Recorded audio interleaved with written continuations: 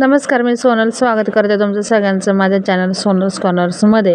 तर सरकारकडनं आपल्या शेतकरी बांधवांसाठी बिरसा मुंडा कृषी क्रांती योजना नावानं योजना राबवली जाते, ज्यामध्ये तुम्हाला विहिरीसाठी अनुदान असेल, बोरवेलसाठी अनुदान असेल, असे इतरही काही गोष्टींसाठी अनुदान मिळत असते. तर नेमके कोणत्या गोष्टींना अनुदान मिळते हेच आपण आता या व्हिडिओमध्ये आज पाहणार आहोत. तर इथे आपण बघूया बिरसा मुंडा कृषी क्रांती योजना नेमकी काय आहे. तर इथं बघू शकता खाली थोडक्यात सारांशमध्ये, तर जमिनीतील ओलावा टिकून ठेवण्याच्या दृष्टिकोनातून तसेच सिंचनाची शाश्वत सुविधा उपलब्ध करून देऊन शेतकऱ्यांचे आर्थिक उत्पन्न वाढविण्यासाठी बिरसा मुंडा कृषी क्रांती योजना ही आदिवासी शेतकऱ्यांसाठी राज्य शासनाच्या कृषी विभागामार्फत राबवण्यात येत आहे. तर मग आता नेमकं अनुदान किती मिळतं आणि कोणाकोणाला मिळतं आपण हे बघूया. तर या योजनेअंतर्गत नवीन विहीर जर असेल तर त्यासाठी तुम्हाला 2.5 लाख रुपये अनुदान मिळेल. तसेच जुन्या विहिरीचे दुरुस्ती असेल तर तुम्हाला ₹50,000 इतकं अनुदान मिळेल.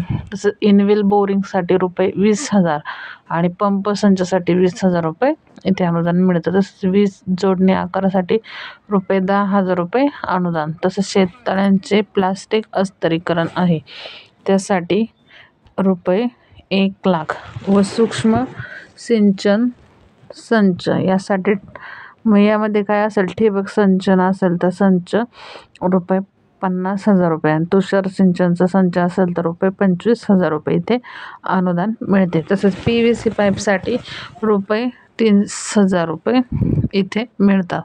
तसेच परसबागेसाठी असेल तर ₹500 इतकं अनुदान इथे मिळतं. तर सदर योजना ही मुंबई, सिंधुदुर्ग, रत्नागिरी, सातारा, सांगली व कोल्हापूर हे जिल्हे वगळता राज्यातील इतर सर्व जिल्ह्यांमध्ये राबवण्यात येत आहे. मग आता थोडक्यामध्ये आपण पात्रता बघूया, कोण कोण यासाठी पात्र असणार आहेत. तर इथे बघू शकता, लाभार्थी हा अनुसूचित जमाती प्रवर्गातील असणे हे बंधनकारक आहे. तसेच लाभार्थीने जातीचा वैध दाखला सादर करणे बंधनकारक आहे. तसेच जमिनीच्या 7/12 व 8A चा सादर करणे इथे बंधनकारक आहे. तसेच लाभार्थीची वार्षिक उत्पन्न मर्यादा ₹1.5 लाखांच्या मर्यादेत असावी.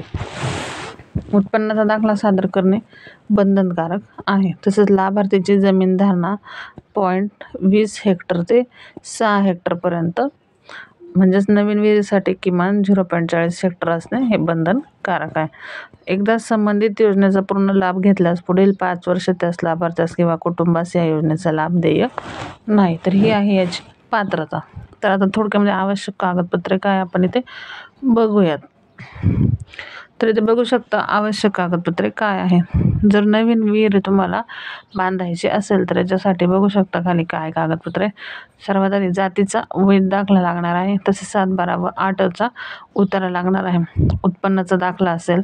तसेच लाभार्थीचे प्रतिज्ञापत्र 100 किंवा ₹500 स्टॅम्पवरती इथे तुम्हाला प्रतिज्ञापत्र लिहून द्यायचं आहे. तसेच अपंग असल्यास तुम्हाला प्रमाणपत्र इथे द्यायचं आहे. तसेच तलाठी यांच्याकडील दाखला, मग सामायिक एकूण धारणा क्षेत्राबाबतचा दाखला किंवा मग विहीर नसल्याबाबतचं तुमचं प्रमाणपत्र. तसेच प्रस्तावित विहीर पूर्वीपासून अस्तित्वात असलेल्या विहिरीपासून 500 फुटापेक्षा जास्त अंतरावर असल्याचा दाखला. तसे प्रस्तावित विहीर सर्वे नंबर, नकाशा व चतुर्सीमा इथे लागणार आहे. तसेच भूजल सर्वेक्षण विकास यंत्रणेकडील पाणी उपलब्धतेचा दाखला. तसेच मग कृषी अधिकारी यांचे क्षेत्रीय पाहणी व शिफारस पत्र. आता पुढे बघा, तर गट विकास अधिकारी यांचं शिफारस पत्र आणि ज्या जागेवर विहीर घ्यावायची आहे त्या जागेचा फोटो. आणि शेवटचा पॉईंट बघा, माननीय प्रकल्प अधिकारी आदिवासी विकास प्रकल्प यांच्याकडील आदिवासी उपाययोजनेतून केंद्र शासनाच्या विशेष केंद्रीय सहाय्य व घटनेच्या कलम 275A अंतर्गत उपलब्ध करून दिलेल्या निधीतून राबवण्यात येणाऱ्या योजनेतून लाभ घेतलेला नाही असे एक प्रमाणपत्र द्यायचं आहे. आणि ग्रामसभेचा ठराव इथे लागणार आहे. हे होतं नवीन विहिरीसाठीच्या आवश्यक कागदपत्रे. आता इथे बघू शकता, जर तुमची जुनी विहीर असेल ती दुरुस्त करायची असेल किंवा मग इनवेल बोरिंग असेल यासाठी आता काय आवश्यकता आहे, कागदपत्र आहे आपण इथे बघूया. तर ते बघू सक्षम प्राधिकारी यांच्याकडील अनुसूचित जमातीचे जात प्रमाणपत्र तसेच जात वैधता प्रमाणपत्र. नंतर तहसीलदार यांच्याकडील मागील वर्षीचे वार्षिक उत्पन्न प्रमाणपत्र रुपये 1.5 लाखापर्यंत किंवा मग दारिद्र्य रेषेखालील असल्याबाबतचं मग तुमचं प्रमाणपत्र BPL कार्ड असेल तर ते पण चालेल.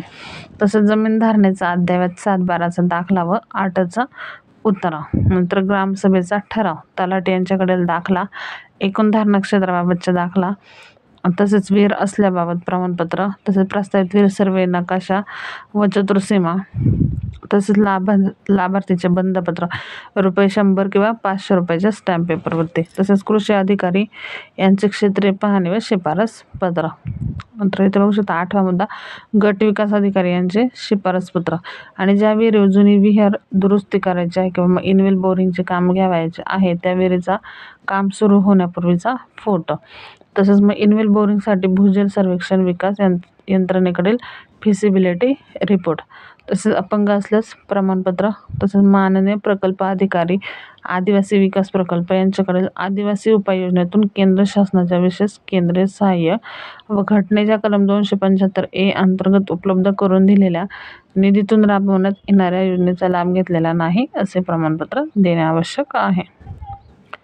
मग आता इथे बघू शकता, जर तुम्हाला शेततळ्यास अस्तरीकरण करायचं असेल म्हणजे जो प्लॅस्टिकचा कागद आहे तो लावण्यासाठी, तसेच वीज जोडणी आकार असेल किंवा मग सूक्ष्म सिंचन संच म्हणजे तुषार किंवा मग ठिबक संचासाठी, तर त्यासाठी काय आवश्यक कागदपत्र ते बघूया. तर सक्षम प्राधिकारी यांच्याकडील अनुसूचित जमातीचे जात प्रमाणपत्र, जात वैधता प्रमाणपत्र, तसेच तहसीलदार यांच्याकडील मागील वर्षीचे वार्षिक उत्पन्न प्रमाणपत्र ते पण 1.5 लाखांपर्यंत. तसेच किंवा मग दारिद्र्य रेषेखालील असेल तर त्याचं प्रमाणपत्र किंवा BPL कार्ड चालू असल्यास. तसेच जमीन धारणेचा अद्ययावत 7/12चा दाखला, 8चा उतारा. तसेच तलाठी यांच्याकडील एकूण धारणा क्षेत्राबाबतचा दाखला. तसेच ग्रामसभेची शिफारस मंजुरी, शेततळे अस्तरीकरण पूर्णत्वाबाबतचे हमीपत्र, तसेच काम सुरू करण्यापूर्वीचा फोटो, तसेच विद्युत कनेक्शन व विद्युत पंप संच नसल्याबाबत हमीपत्र. माननीय प्रकल्प अधिकारी आदिवासी विकास प्रकल्प यांच्याकडील आदिवासी उपाययोजनेतून केंद्र शासनाच्या विशेष केंद्रीय सहाय्य व घटनेच्या कलम 275A अंतर्गत उपलब्ध करून दिलेल्या निधीतून राबवण्यात येणाऱ्या योजनेतून लाभ घेतलेला नाही असे एक प्रमाणपत्र. तसेच प्रस्तावित शेततळ्याचे मापन पुस्तिकेच्या छायांकित प्रत व मापन पुस्तिकातील मोजमापाप्रमाणे संबंधित मंडळ कृषी अधिकारी यांच्याकडून अंदाजपत्रक प्रती स्वाक्षरी करून घ्यावे. तर ही होती या योजनेची अगदी महत्त्वाची माहिती. तर व्हिडिओ कसा वाटला आहे नक्की कमेंट करून सांगा. व्हिडिओला लाईक करा, व्हिडिओ जास्तीत जास्त शेतकरी बांधवांपर्यंत पोहोचवा आणि जर चॅनलवर नवीन असेल तर चॅनलला सबस्क्राईब करून जा. असेच महत्त्वाचे अपडेट आणि नोटिफिकेशन सर्वात आधी आपल्या चॅनलवर तुम्हाला मिळतील.